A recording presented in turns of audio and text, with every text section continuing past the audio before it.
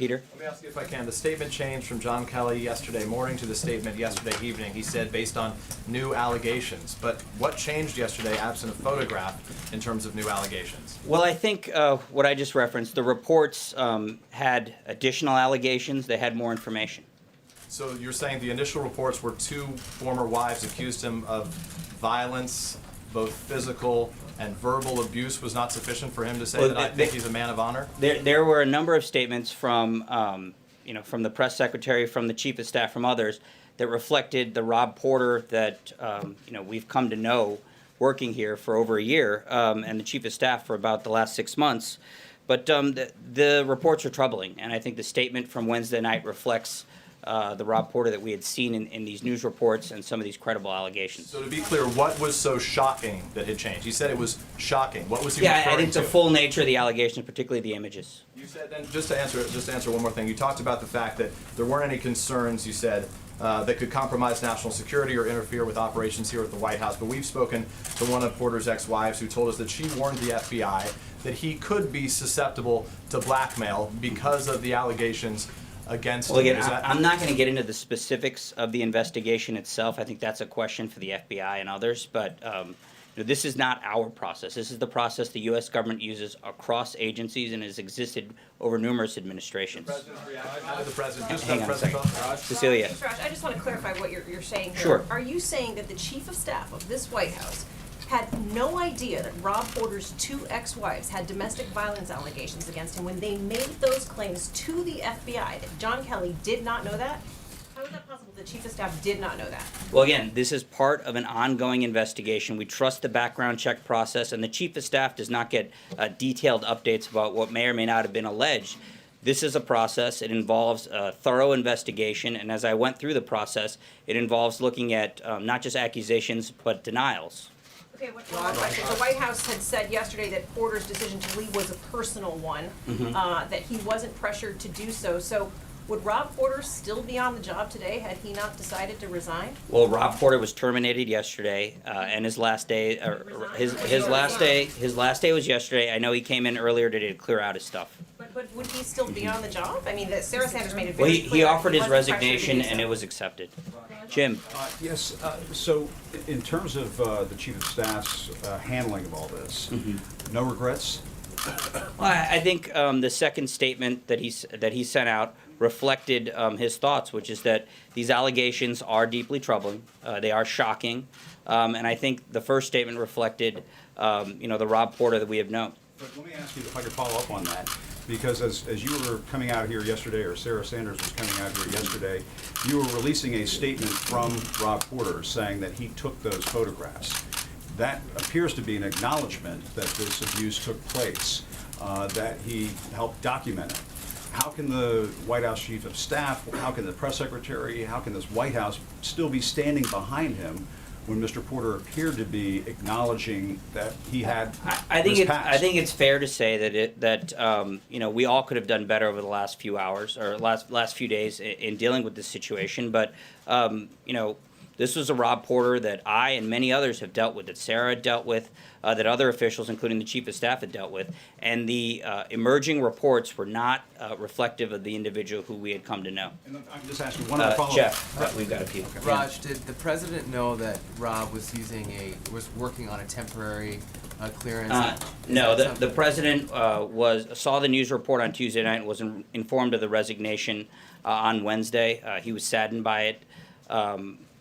Saddened for all the individuals involved. Over the last year, is that ever something that he was concerned about? He was not informed about the specifics regarding Rob Porter's security clearance. Okay.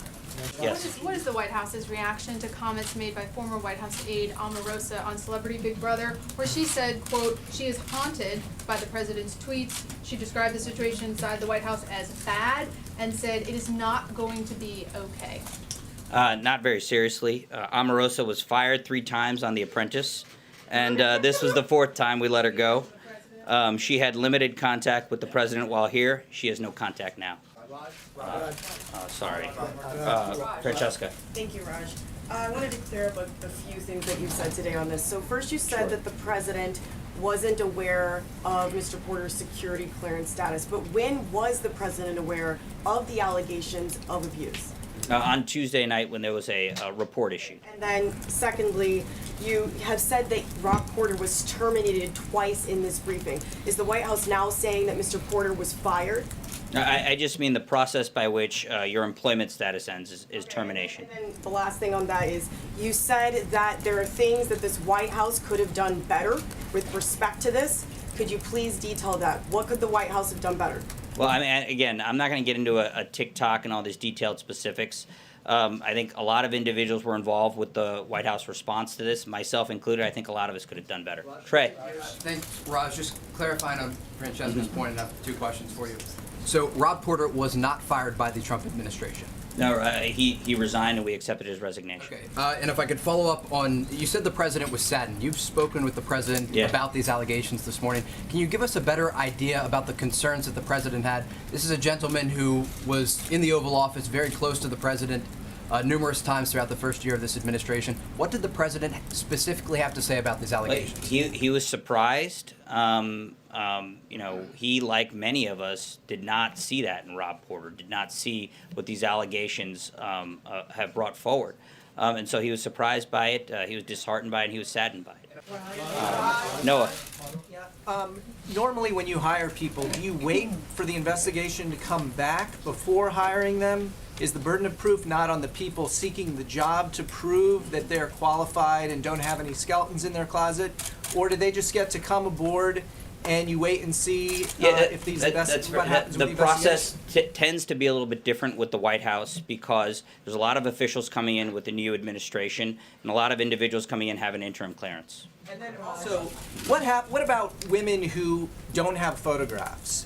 Do you trust their stories? Because a lot of times, you haven't been at the podium, but Sarah said that allegations weren't credible from other people. Do you need a photograph? And how should women feel if they don't have a photograph? I don't think any standard applies. I just think that we do take allegations of misconduct, of domestic violence, other issues like that very seriously. We are very concerned about them. In this instance, in the case of Rob Porter, we relied on the background check investigative process. That process hadn't been completed, so we were relying on the information that we had. April. Okay, Raj, 2 questions. I want to follow up on Noah. You say the president takes the issue of violence against women seriously. Yes. Why did this administration close the Violence Against Women office when he became president last year? He defunded it and everything, and also he shut down the Women and Girls office as well. And I have another question on. I don't know specifically why those specific offices may have been closed, but look, I did talk to the president earlier today. He told me he was very saddened by these reports and by the information that he saw, by the images that he saw. We do take violence against women and these types of allegations very seriously. What's your second question? The interim security clearance, does that allow Rob Porter to be able to touch, at the time when he was employed here, to be able to touch and see classified materials? Yeah, it would, yes. Raj, Blake. thank you. Raj, I want to take you back, related to the reports of emails, texts, between Lisa Page and the IG Peter Strzok. From the podium, Sarah has said that those texts are evidence of political bias. Now, everyone has opinions. So is the view of the administration that persons who are not fans of the president should not be allowed to investigate him? And also, can you point to any evidence other than the text messages that the investigation was conducted by people who were biased other than these texts? I mean, was there anything in the way the investigation has been conducted? Yeah, look, you bring up an issue that the president and others have talked about within the administration about political bias at the FBI and Department of Justice.